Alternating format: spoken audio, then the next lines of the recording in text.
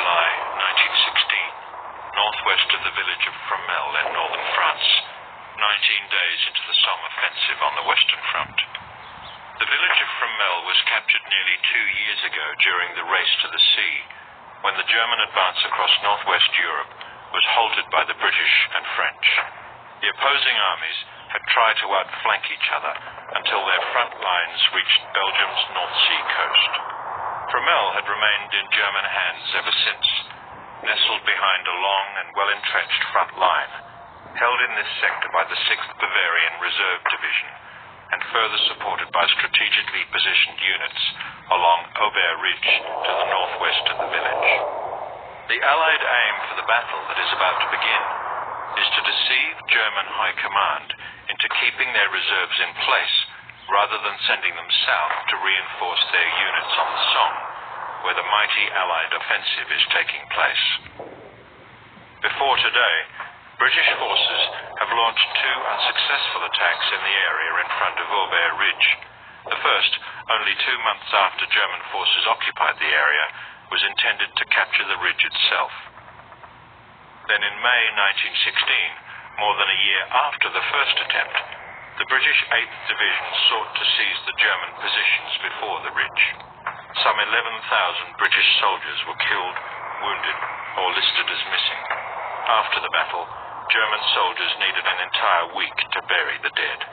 Now, weeks later, the Battle of Fromelles is beginning to unfold on a hazy Wednesday morning, as the British 61st Division and the Australian 5th Division move into their position to launch their attack.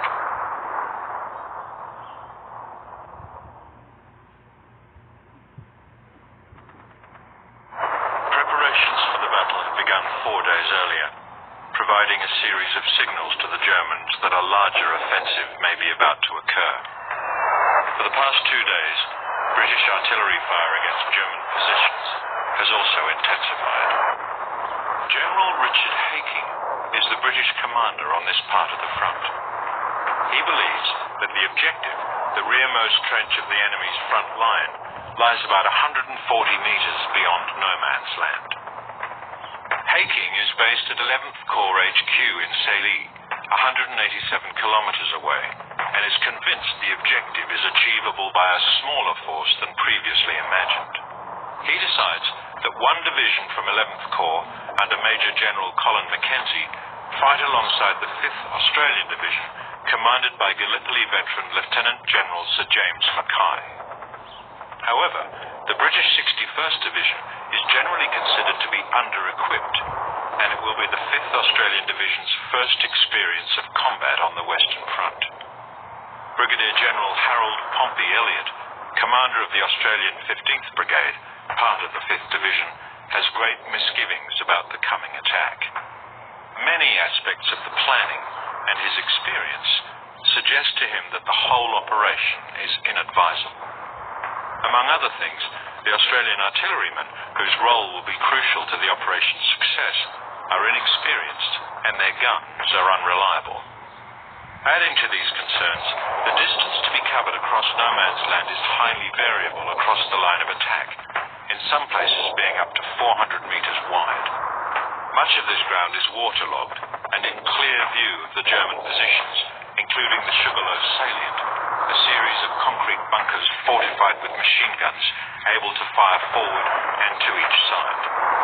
Elliott has taken a visiting staff officer from Field Marshal Haig's headquarters, Major Howard, beyond the front line to a post in no man's land where there's a good view of the Sugarloaf. After showing Howard the plan of attack, the draft orders, and the ground over which the attack is to take place, Elliott asks for the Major's frank assessment of the likely outcome. Howard predicts a bloody holocaust.